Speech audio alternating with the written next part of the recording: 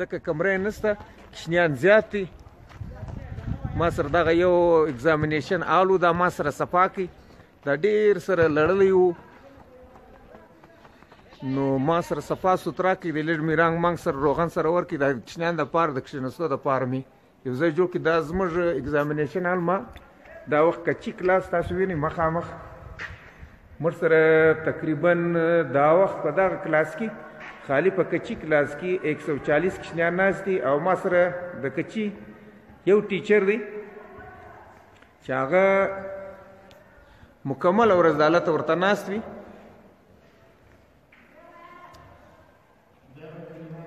دا وخت داروخان صاحب معلم قرآن اسلامیات ورته وایي کوچنیانو ته.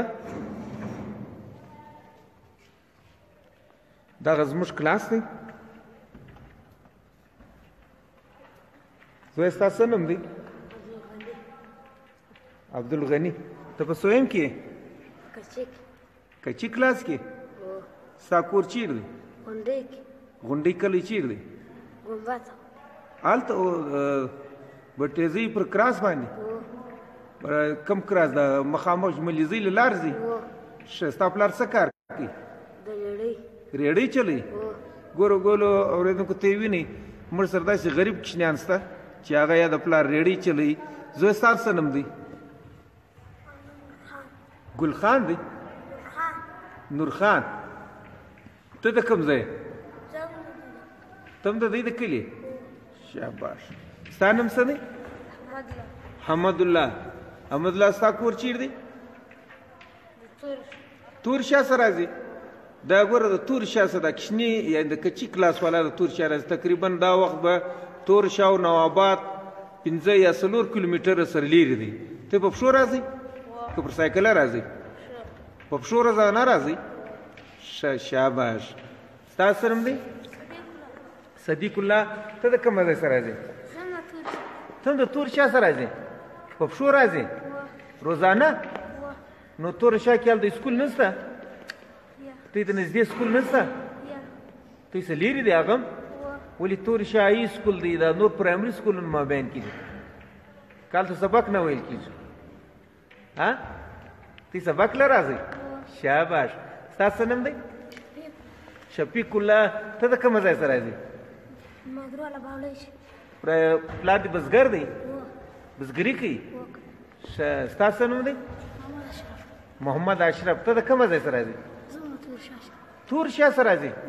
شاباش. ستا پلار څه کار؟ کوټایي کوي. د چی تمبکو ده؟ دا ډبرې مې دی؟ شاباش. نو ستا سبق ته شوق کېږي؟ سبق دپاره راځې چې تعلیم حاصل کړې؟ ته چی جوړول غواړې؟ بس ته په مستقبل کې چی جوړ شي؟ ډاکټر جوړېږي، انجینیر جوړېږي، چی جوړېږي؟ ها ډاکټر. شاباش. نو تاسو وینئ د ګوره دا ګرده کوچنیان په دغه امید باندې راځي زموږ له د لیر لیر ځایو څخه راځي، او دا مومنان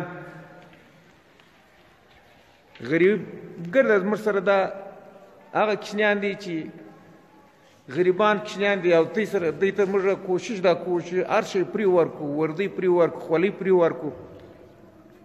دا داروخان صاحب موږ سره دوی آنلاین دی او بلیک بورډ باندې لګیا دی، دا کوچنیانو ته دا کلمې وښیي. دی خپله معلم قرآن دی، تاسو وینئ پر بلیک بورډ باندې، بیا دا کوچنیانو ته وایي. نو داروخان صاحب خوا دی په خپل بلیک بورډ باندې چې دی پر فارغ شي، بیا به داروخان صاحب سره خبرې وکړو. نو دا زموږ کچي کلاس دی. تقریبا دلته زموږ سره 140 هلکان خالي په دا کچي کلاس کې دي. نو دا مومنان تاسو وینئ د لیرو لیرو ځایو سره راځي نواباد های سکول له، او د تعلیم د حاصلېدو دپاره راځي. نو اکثره دا کوچنیان پیدل راځي په دا ګرمۍ کې. نو